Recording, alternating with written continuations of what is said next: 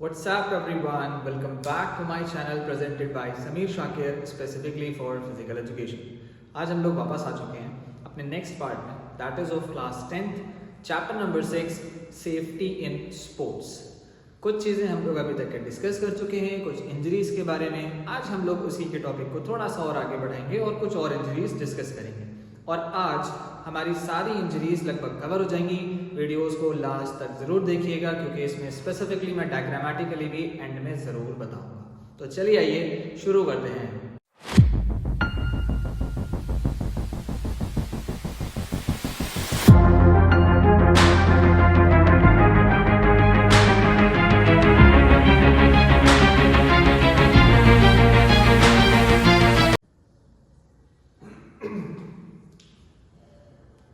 Moving to continuation of the sports injuries, we are moving ahead to the low back pain.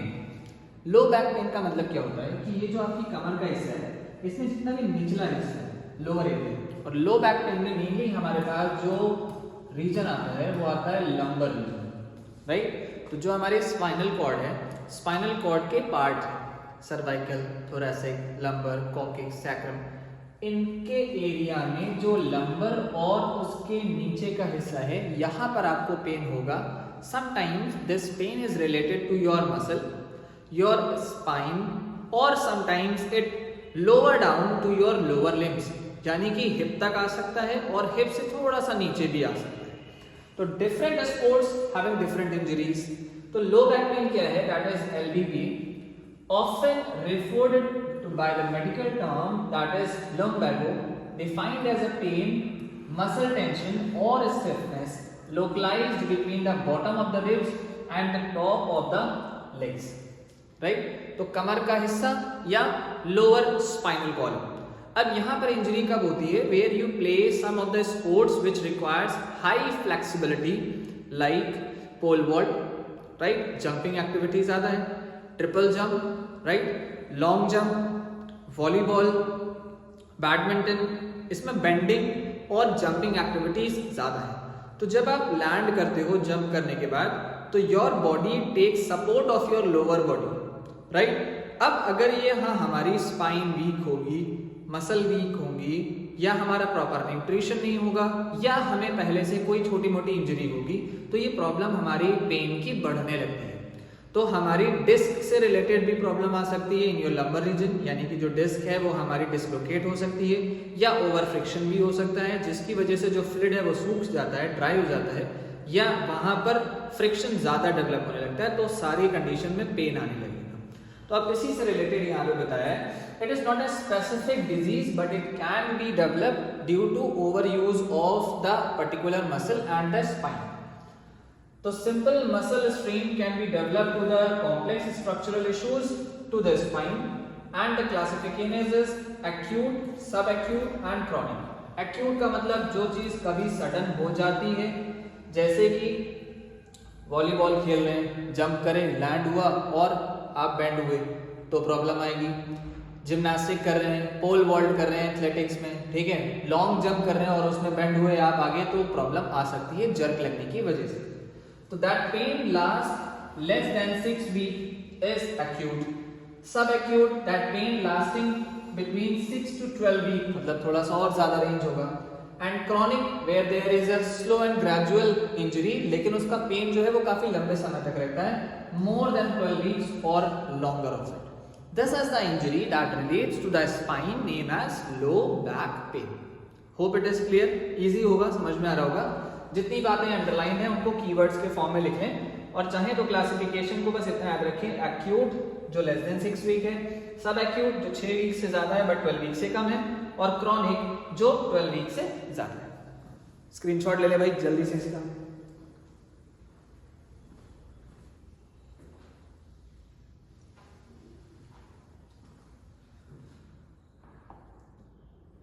कुछ causes देखें, कोई बहुत ज्यादा specific causes नहीं है, लेकिन फिर भी फिजिकल स्पोर्ट में होने वाले चांसेस आपके ज्यादा हैं। तो there are 90% of the cases which are non specific, but the meaning of the pain isn't caused by a major disease or a structural break, but rather by a mechanical issues.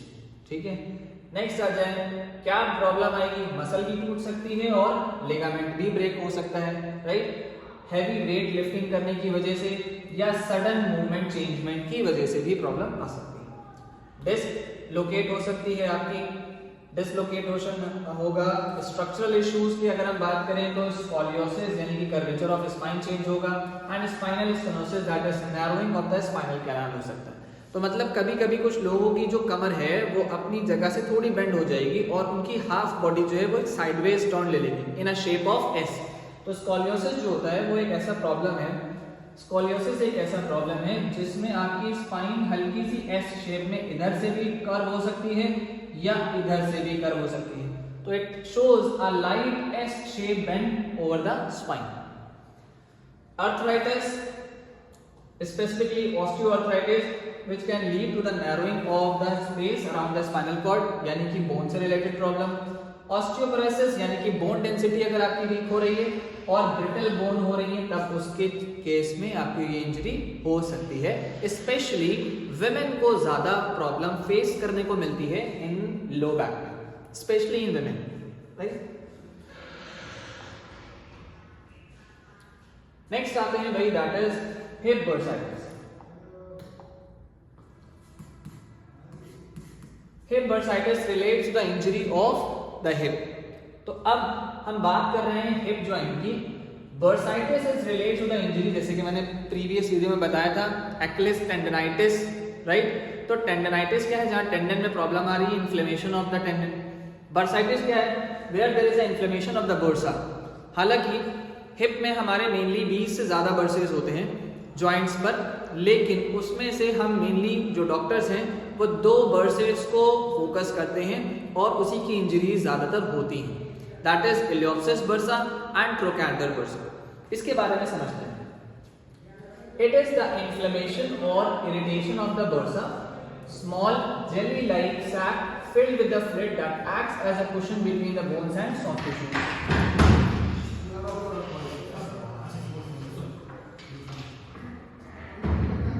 जी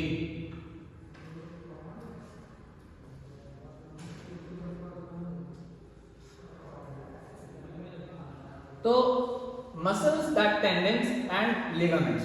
अब यहां पर problem कहां आ रही है, bursa में आ रही है। Bursa क्या है, एक छोटा जेली लाइक स्ट्रक्चर जो थोड़ा सा फाइब्रस टाइप का आपको दिखेगा, filled with the fluid that acts as a cushion, हमारे बोन्स को अटैचमेंट देता है और एक सॉफ्ट एनहांसमेंट देता है आपके जॉइंट्स के पास, right. This is called as bursa. है क्या, कुशन बिटवीन द बोन्स, ये बात ध्यान रखिएगा, बोन्स एंड सॉफ्ट टिश्यूज जहां पर इनके बीच में पाए जाए, राइट। क्या काम करता है ये, these sacs reduce the friction and allow for a smooth movement of the joint। Suppose आप हाथ मूव कर रहे हो ऐसे, वहीं आपका जो हिप जॉइंट है उसमें आप लेग एक्सटेंशन करोगे, बैकवर्ड करोगे, तो आपका जो मूवमेंट होगा that must be smooth because of the proper functioning of the bursa. अब इस बर्सा में अगर इन्फ्लेमेशन होता है, टीयरिंग और टॉर्निंग होती है, तब ये कहलाता है हमारा बर्साइटिस। तो now major types of bursa are specifically there, that is trochanter bursa and second one is iliopsis। trochanter जो है वो बहुत ही कॉमन है, that covers a bony point of the hip called as a greater trochanter bursa। it is known as trochanter bursitis। कहाँ पर होता है, बाहरी तरफ, यानी कि अगर जो हमारा हिप है, हिप के आउटर साइड यानी कि लेटरल साइड का जो हमारा बर्सा होगा that is trochanter bursa। Problem क्या आएगी, the sensation is sharp stabbing pain in the early stages that may develop into a dull neck. आगे चल के दर्द बढ़ने लगे। Pain trigger points affecting when pressing, यानी कि अगर आप उसमें हाथ लगाओगे या थोड़ा थंब से प्रेस करोगे तो प्रॉब्लम क्रिएट और ज्यादा होगी। Next moving to iliopsoas bursa. Iliopsoas bursa का काम क्या है, the largest bursa. It is also present at the hip joint, the largest bursa in the human body and located on the inside। ये बात ध्यान रखें, ट्रोकैंटर बर्सा कहाँ था, लेटरल साइड पे था, बाहर की तरफ। इलियोप्सिस बर्सा अंदर की तरफ होता है, inside of the hip toward the groin area, यानी कि जाम की तरफ जो हमारी मसल्स होती है that is groin area, right. Now it is on the front hip groin sensation यानी कि पेन कैसा होगा, pain is primary felt in the groin area. Pain कैसे बढ़ेगा, pain triggers often felt when the flexing the hip. जब आप hip joint को flex करोगे, अंदर की तरफ लेकर के आओगे, तब प्रॉब्लम होगी आपकी किसकी, इलियोप्सिस बुर्सा में, that it is called as bursitis, और वहां पर आपको पेन फील होने लगेगा। कॉजेस क्या हो सकते हैं, जनरली हमारा रिपीटेटिव मोशन के होने की वजह से, specially in running, jumping, cycling, standing for a longer period of time, and sometimes at the time of direct hit of an object that is falling on your side. यहां से भी problem आ सकती है जनरली जब आप किसी sport में या स्पोर्ट खेलते टाइम गिरे हो और उस सिचुएशन में आपका वो बर्सा जो है वो डैमेज हो। ठीक है, स्क्रीनशॉट ले लेते हैं इसका जल्दी से।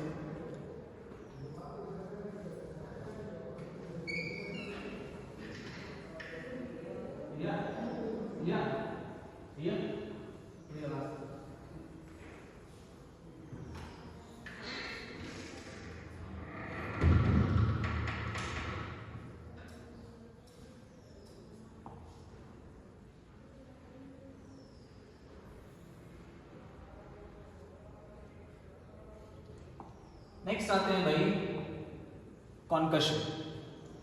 Concussion is relates to the injury of head, यानी कि आपके दिमाग में किसी भी डायरेक्ट हिट की वजह से आपका हेड इमोबिलाइज हुआ हो, मोबिलाइज हुआ हो, और उसके मूवमेंट की वजह से कोई जर्क आपको आया हो।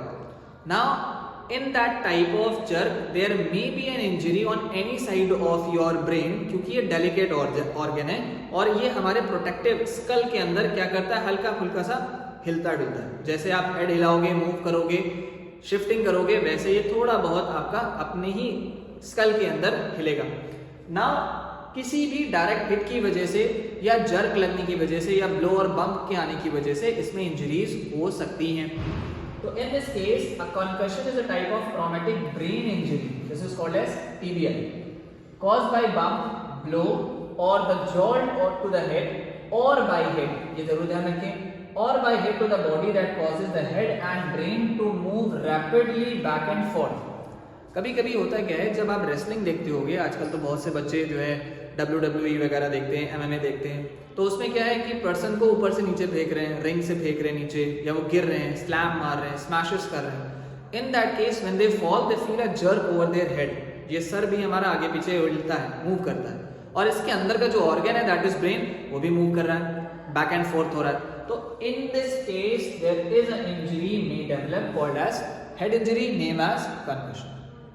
ठीक है, now this sudden movement can cause the brain to bounce around or twist in the skull, creating a chemical changes in the brain and sometimes stretching and damaging the brain cells. Continuation with the medical professionals, तो इनको concussion का नाम देते हैं। Mechanism of injury क्या है? Cope and intercope, that is a dynamic process where there is a point of contact named as कोप, यानी कि कोई बॉल लगी हो, हम दीवार से हिट हुए हो, किसी का पंच पड़ गया हो, इन सारे केसेस में जो प्रॉब्लम आती है that leads to the concussion.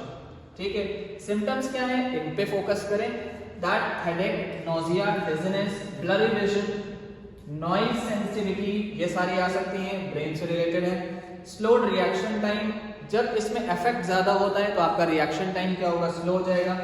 Concentrating power भी आपकी क्या होगी, कम हो जाएगी, और स्लीप में भी आपको प्रॉब्लम होने लगेगी। So this may be the result of what, the concussion.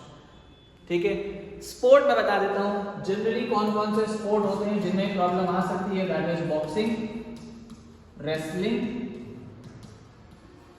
Right, jumping activities किसी भी तरीके की हो, जब आप हाई जंप लेकर के गिरते हो।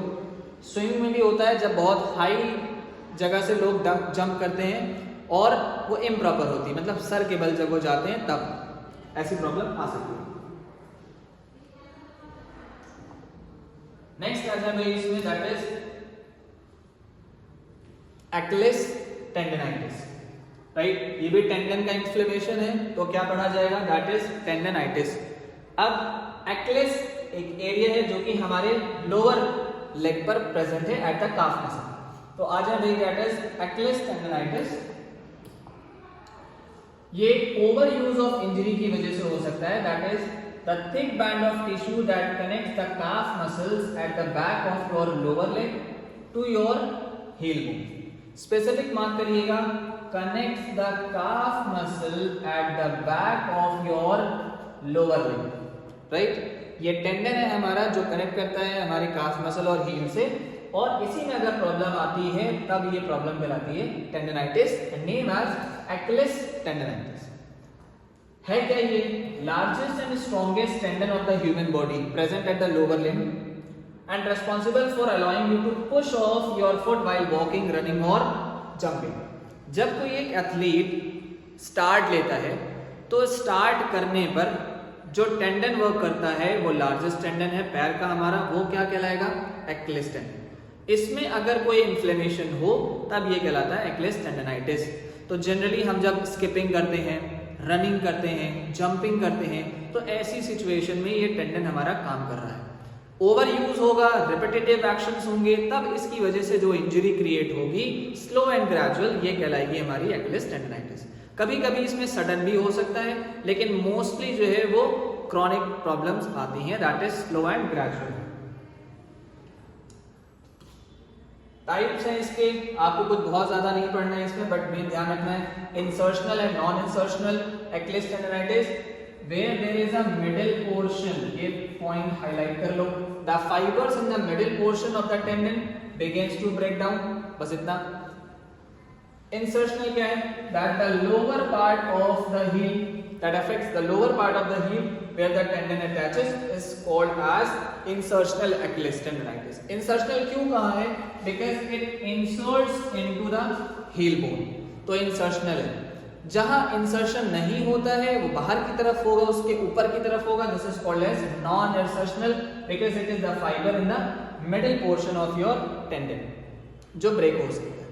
ये की इंपॉर्टेंट पॉइंट्स हैं जो कि आप इनके एक्सप्लेनेशन के साथ ये दो चीजें लिख दोगे तो भैया गारंटी है नंबर पूरे हैं, क्योंकि हम भी एक इवैल्यूएटर हैं और मुझे पता है कि करेक्शन कैसे होता है, उसमें मार्क्स कैसे अवॉर्ड किए जाते हैं, what are the criterias that is to be written down in examination so that the marks are awarded full.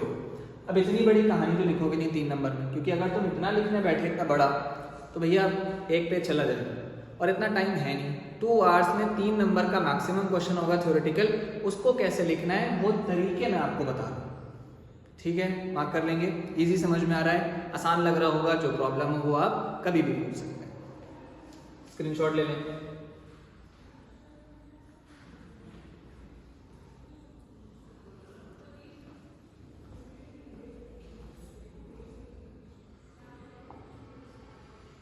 एक डायग्रामेटिकल इसको देख सकते हैं, सिम्टम्स भी दिए हुए हैं और इसका प्रॉब्लम कहाँ आता है वो समझ।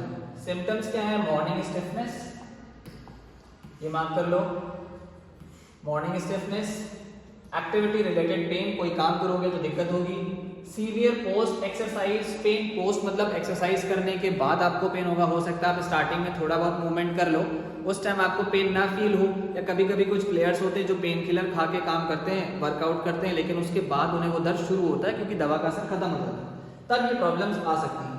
कुछ लोगों को रेगुलर स्वेलिंग भी बनी रह सकती है उस जगह पर, और इसके कुछ कॉजेज हैं। कॉजेज क्या है? Physical factor and training errors.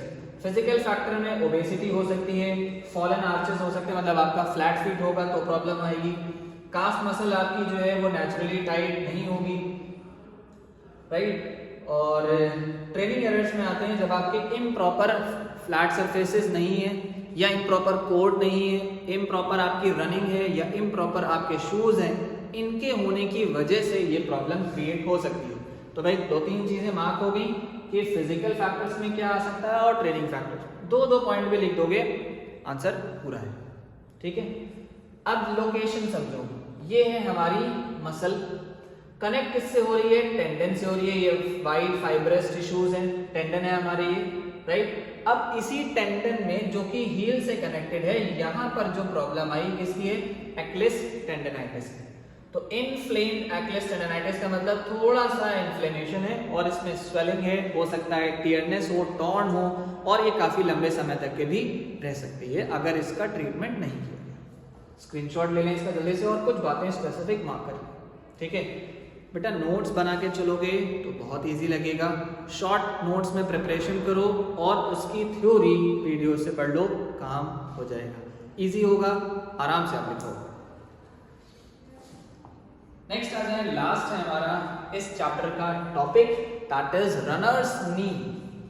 दौड़ रहे हैं, दौड़ते में भी आपको प्रॉब्लम हो रही है तो वो रनर्स नी की प्रॉब्लम होती है, जहां आपकी पैटेला बोन पे प्रॉब्लम आएगी, ठीक है, नी क्या।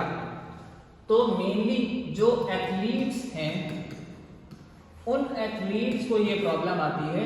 एथलीट्स का मतलब सिर्फ यही नहीं जो रनिंग करते हैं, एथलीट्स का मतलब वो भी हो सकते हैं जो कॉन्टिन्यूअस रनिंग गेम खेलते हैं। जैसे कि बॉलर कोई एक है, उसका अच्छा खासा लंबा रनअप होता है और उसकी प्रैक्टिस करता है, तो उसे भी आ सकती है। फुटबॉलर है, उसे भी आ सकती है। लॉन टेनिस का कोर्ट एरिना बड़ा होता है, उसे भी प्रॉब्लम आ सकती है। चलते फिरते दौड़ते उछलते कूदते आपको खेल खेलना है।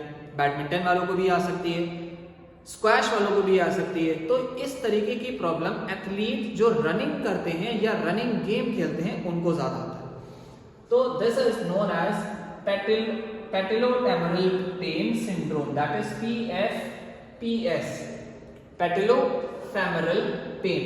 बहुत इजी सा नाम है। पैटेलो मतलब हमारी पैटेला बोन से रिलेटेड है, फेमरल मतलब हमारी फेमरिस यानी कि फीमर बोन से रिलेटेड है। That is a pain syndrome known as PFPS। Simple सी बात। इस नाम से भी पूछा जा सकता है या इस नाम से भी पूछा जा सकता है एग्जामिनेशन। है क्या ये?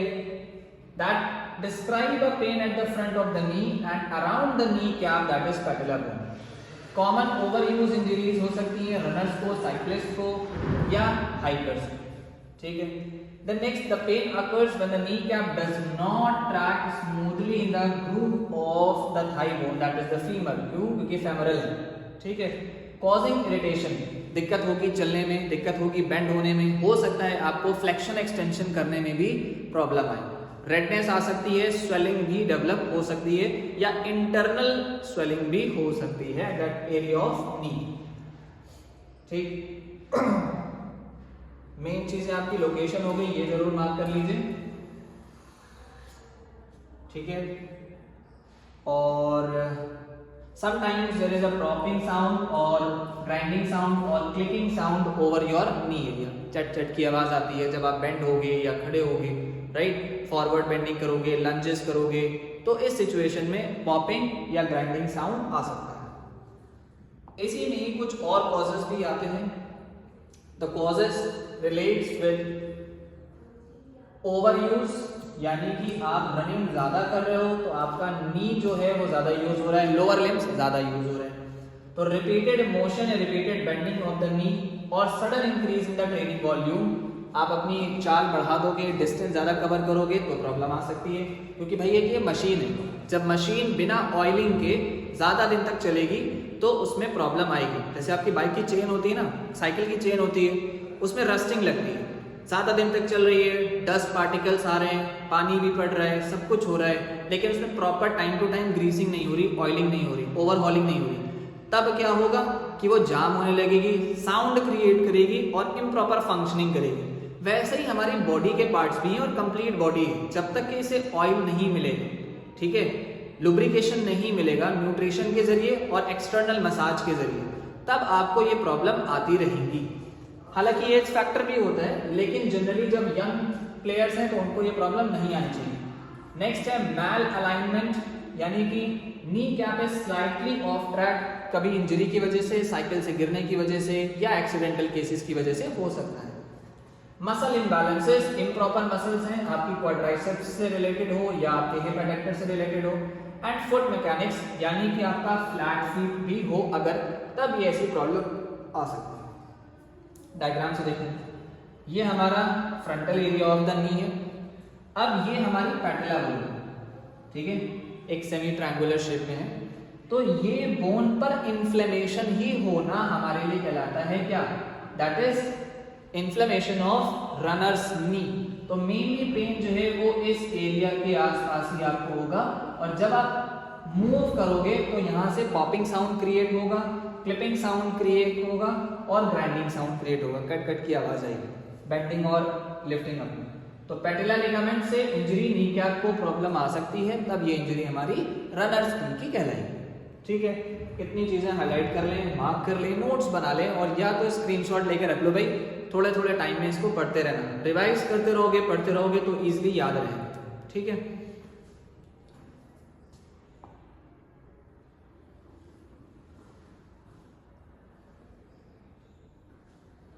नेक्स्ट लास्ट इसी का ही पेज, जो कि मैंने पहले भी बताया था, that we will move in the last part with the diagrammatical representation.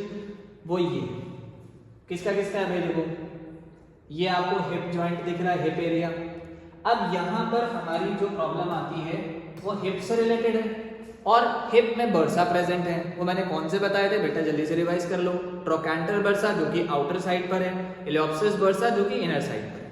तो यहाँ पर ये ट्रोकैंटर बर्सा में प्रॉब्लम सॉफ्ट स्ट्रक्चर है, इलियोप्सिस बर्सा जो अंदर की तरफ है फीमर बोन से कनेक्टेड वो ये है। तो यहाँ आने वाली प्रॉब्लम आपकी बर्साइटिस की होगी। हालांकि और भी कई सारे बर्सास हैं, उसका इतना स्पेसिफिक आपको नहीं पढ़ना, बहुत डीप बायो में नहीं जाना। यहाँ प्रॉब्लम होना hip bursitis. Low back pain आपकी लोअर स्पाइन से रिलेटेड कहीं भी प्रॉब्लम आ रही है, lumbar spine region that is lower spine. अब यहाँ पर आपकी नर्व भी डैमेज हो सकती है, डिस्क भी डैमेज हो सकती है, राइट। तो इन्फ्लेमेशन होने की वजह से आपको प्रॉब्लम फील होगी बेंडिंग में, वॉकिंग में, वेट लिफ्टिंग में, या कोई भी एक्सरसाइज करने में। लास्ट आ जाए टाइप्स ऑफ कंकशन। कंकशन का पार्ट हमारा खोपड़ी का है, ठीक है। कंकशन जब भी बात होगी तो माइंड से, ब्रेन से याद रखना कि direct hitting on the object बहुत सारी इंजरीज आती हैं, मेनली इसमें 3 आ जाती हैं। एक है डायरेक्ट इम्पैक्ट इंजरी, कहीं भी पड़ी, बॉल पड़ी तो उतने एरिया में प्रॉब्लम आ सकता है। कोई हैमर पड़ गया, दरवाजा लग गया, दीवार लग गई, जमीन पे गिर गए तो प्रॉब्लम आएगी एक जगह। एक्सेलरेशन, डी एक्सेलरेशन इंजरी मतलब सर के हिलने डुलने से ब्रेन के सब तरफ अगर प्रॉपर फंक्शनिंग नहीं है या इन्फ्लेमेशन है तो प्रॉब्लम कौन सी होगी, एडी इंजरी, जिसको हम लोग बोलते हैं एक्सेलरेशन, हम शॉर्ट में आ करते हैं एडी इंजरी, ठीक है। एक्सेलरेशन, डिसेलरेशन इंजरी, सर के आगे पीछे हिलने की वजह से, गिरेंगे तो जर्क आएगा, आगे पीछे सर घूमेगा। नेक्स्ट है ब्लास्ट इंजरी, कोई एक डायरेक्ट ऑब्जेक्ट आपके पिछले हिस्से पर खास करके लगा हो गिरने की वजह से, और एक स्पेसिफिक ब्लास्ट यानी कि एक जर्क आया हो आपके बैक ऑफ द हेड पे, तो last side, back side of the brain cells damage होना या उनमें प्रॉब्लम आना, इन्फ्लेमेशन होना, ये इंजरी हमारी ब्लास्ट इंजरी कराती है in all the cases of concussion. समझ में आ रहा है? डायग्राम्स को अच्छे से पढ़ लें, स्पेसिफिकली कुछ बातों को मार्क कर लें, नहीं है तो सिर्फ नाम याद रखें, उतना भी सफिशिएंट होगा लिख के आने के लिए। आई होप कि मेरी क्लासेस की सारी चीज़ें आपको समझ में आ रही होंगी, इजी लग रही होंगी। बाईलैंग्वेज में पढ़ा रहा हूँ, ज़्यादा हिंदी नहीं है, ज़्यादा इंग्लिश नहीं है, मिला जुला करके है, ताकि आपको इजीली समझ में आ जाए what the topic is requesting to write in an examination as an answer. Diagrammatical भी है, थ्योरेटिकल भी है, इजी समझे, थोड़ा ब्रेक ले लेके समझे। ज़रूरी नहीं है सब कुछ इकट्ठा एक ही दिन में पढ़ो, थोड़ा ब्रेक लो। 30 मिनट्स डेली है, आधा घंटा रोज पीरियड का डोज, ठीक है। तो आधा घंटा आपको सिर्फ टाइम निकालना है, 30-35 मिनट, और उसमें आप टॉपिक वाइज अपनी सारी चीज़ों को कवर करते चलो। I hope this is all very clear to you. So this is all about the chapter जो कि हम इंजरी से पढ़ चुके हैं। आगे हम लोग इसके प्रिवेंशन के बारे में डिस्कस करेंगे और चैप्टर हो जाएगा खत्म। Till then, subscribe my channel, share it and like it. We will meet again in the next video. Have a nice day.